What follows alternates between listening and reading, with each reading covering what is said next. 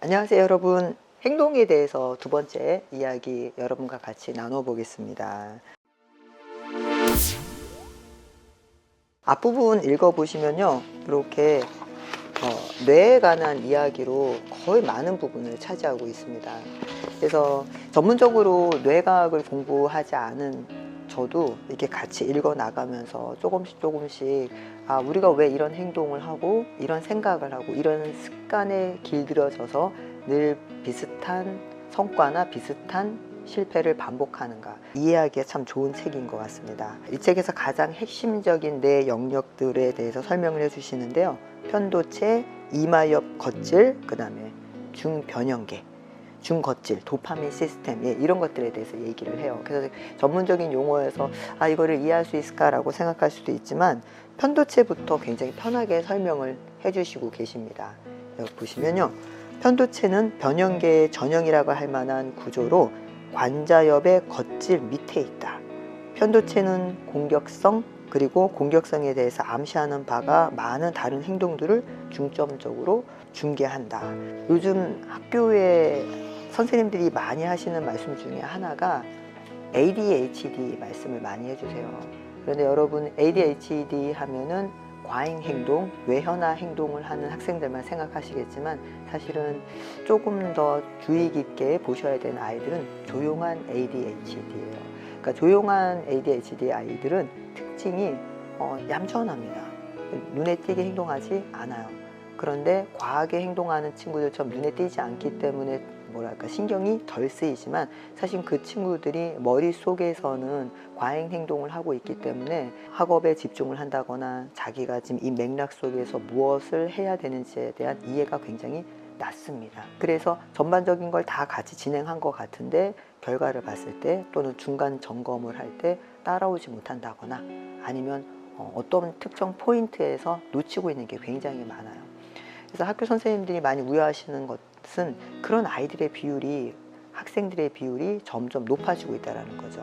예전에 한 반에 1명 내지 2명 정도 있었다면 이제는 과잉 행동하는 친구와 조용한 ADHD를 가진 친구들이 보통 5명에서 6명 정도. 그래서 왜 아이들이 그런 행동을 할까 했을 때 여러 가지 원인이 있고 여러 가지로 생각해 볼 수 있지만 이 편도체와 공격성에 굉장히 많이 연관이 되지 않을까 생각하고 있습니다. 편도체 손상이 공격적 행동에는 어떤 영향을 미칠까 생각해 보시면요, 과학자들은요, 발작이 아니라 공격성을 통제하기 위해서 편도체 절제술을 받은 사람들을 대상으로 조사를 해봤는데요, 정신의학적 수술, 이런 정신의학적 수술을 1970년대에 굉장히 많이 시행을 했고요. 그 결과에 대해서 열띤 논쟁이 있었는데 여러 가지 면에서 그 편도체 절제 수술을 받은 사람들의 공통된 특징은 조용하고 얌전하고 규칙을 잘 따르고 어떤 사회가 구조화된 어떤 틀에 자신을 잘 맞춥니다. 그런데 이런 분들의 특징은 뭐냐?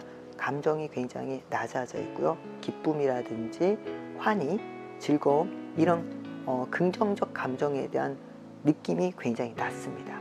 그래서 그분들 인터뷰해 본 결과를 보면 기뻐, 좋아, 만족해 하는데 그냥 무미건조한 기쁨, 좋음, 만족함이지 거기에 빛깔이나 색깔이나 반짝이는 빛이 없어요. 그래서 기쁨도 그냥 기쁨이지 정말 환희에 찬 기쁨이 아니거든요. 그래서 이 편도체라는 것이 공격성과 관련이 되지만 또한 뭡니까? 정말 오로지 충실하게 즐거움과 기쁨을 느낄 수 있는 하나의 매개체가 되기 때문에 우리 아이들이 어떤 행동을 통해서 어떤 감정을 느끼고 또 그 감정을 어느 정도까지 올리고 어느 정도까지 낮출 수 있으냐, 이 부분에 대해서 책에서는 설명하고 있습니다. 사람의 편도체를 손상시켜서 공격성이 줄었을까라는 질문에 폭력성이 두서없이 반사적으로 분출되고 발작에 선행하는 경우에는 꽤 확실히 그런 효과를 보았다. 하지만 오직 행동 통제를 목적으로 실시된 수술에서는 글쎄 라고 할 만한 상관관계를 발견할 수 없었다고 합니다. 편도체와 공격성의 연관성은 분명히 있지만 이 정도를 조절할 수 있는 능력을 키워줄 수 있는 게 가장 현명한 방법이 아닐까. 이 책에서는 결론을 그렇게 내고 있지는 않고 있고요. 지금 중요한 건 앞부분에서 편도체의 기능과 공격성과의 관계, 그리고 수많은 연구에 대해서 설명하고 있습니다.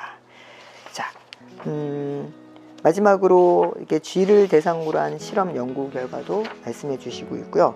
편도체가 사회적, 정서적 의사결정에 모종의 역할을 하는 분야이다 보니까 이 부분이 어느 정도 발달되느냐 아니면 어느 정도 발달이 늦어지고 있냐에 따라서 나이대 발달 단계에 따른 자기 감정 조절, 특히 여기서의 감정은 기쁨보다는 공격성, 부정적 감정을 어느 정도 통제할 수 있는지 지표로 나타난다고 합니다.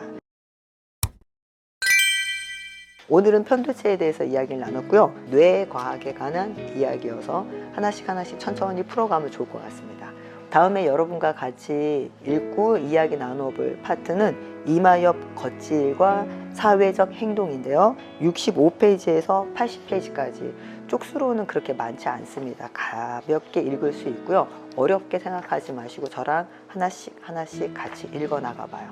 예, 지금까지 동락석회 이현숙이었습니다. 감사합니다.